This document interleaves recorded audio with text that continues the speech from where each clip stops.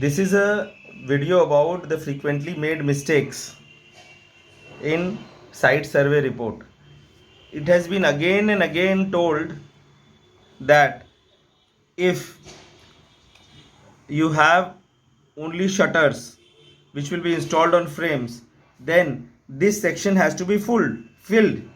I don't understand why you are not filling this section. Frame installed, yes, no, yes. Frame is straight or not, no, yes, no. What is the section of the frame that is installed? 120/60 है, 120/50 है, क्या है section, क्या है? And दूसरा frame का rabbit क्या है? तो जैसे ही यहाँ पे फ्रेम का रैबिट लिखोगे, ऑलरेडी वहाँ पे अगर डबल रैबिट है कि सिंगल रैबिट आपको लिखना पड़ेगा ना यहाँ पे. So there is no chance of making mistake because you have not filled this section. That is why you did not know what is the design of the frame.